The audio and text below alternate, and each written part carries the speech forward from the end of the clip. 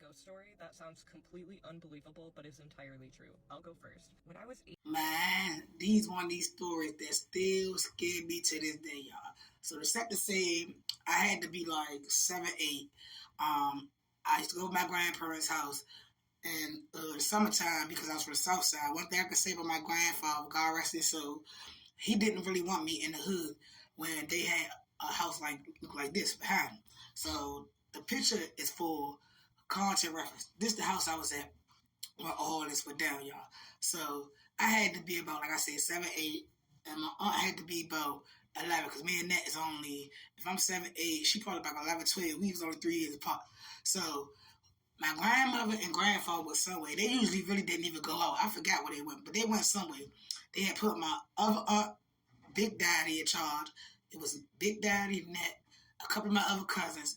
I know what happened was my family had came down here from out of town. And every time my family came out of town, my cousin stayed over my grandma's house, and my grandparents, they would go out with whoever came. I think my aunt had came down there or whatever. So it was me, my aunt Nat, my cousin Andrew, whole back. You know how it was when you coming up, a whole bunch of y'all in the house. Back when we was growing up, our favorite game to play was Bloody Mary. You know how we used to play that game over and over and over. So one night, like I said, as a lot of our cousins did, we decided to go ahead and play Bloody Mary. So that's what we did. Went in the bathroom, me at this time, it's a bunch of our cousins. I had to be the youngest. Me or my cousin Frankie had to be the youngest. But we go in there, we playing Bloody Mary, right? Now mind you, we all think it's sweet because ain't nothing happen, y'all. You know what I'm saying? We think everything all sweet. So we go back into my aunt. The way my grandmother's house was, you come through the front door, it was a little statue. A man, his name was Abraham, was statue she had behind the door.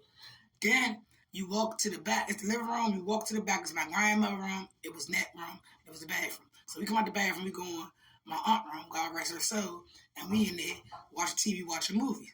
So mind you, I say all the kids was in my aunt Nat room. My aunt Daddy, she had left. My cousin Lonzo, my bigger cousin was gone. I think they had went down the street to the park by the school Thomas Jefferson. So they wasn't even in the house. It was just us. Now, we hear some rattling coming from in the bathroom. Now, around this time, my grandma ain't had no mice, none of that stuff. So we trying to figure out what is this rattling we hear. The oldest person, like I said, was like my aunt and my other bigger cousin. They like around the same age, so they had to be like 12. My cousin Tish's son, they was like 12, 11, 12, at the most 13 years old. And I'm the youngest. I'm like 7 or 8. Now, I'm going to try her to finish the story at one part, y'all, but it might have to be 2. But I hear rattling in the bathroom. So I'm like, we all know me, I ain't gonna lie. When I was a child, I was scaredy cat. Everything would scare me. Anything you could blow hard and I would be scared. So they already knew not to send me up in there. I'm like, man, what's that noise? So first we act like we didn't hear the noise. This time, mind you, I said it was rattling in the bathroom. I told y'all that. We heard rattling in the bathroom. Next thing you know, like it's a 2-story house, as you can see. So it's a basement too. So next thing you know, we start hearing this. From in the basement.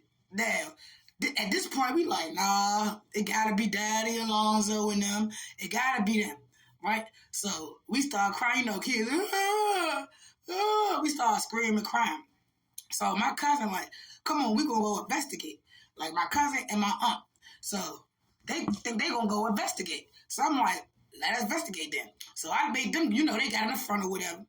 Now, the way the house was, the Abraham was behind the door. But when I say you had to come, you could come through the dining room or you could go around the house. But the way my aunt room was, it was directly diagonal from the dining room, where you could walk through the dining room, walk through the kitchen, and turn to the left right there, and the basement was right there. So we go doing that. We dodge through the dining room or whatever. We dodge through the dining room or whatever, y'all. So when we dodge through the dining room, we still here.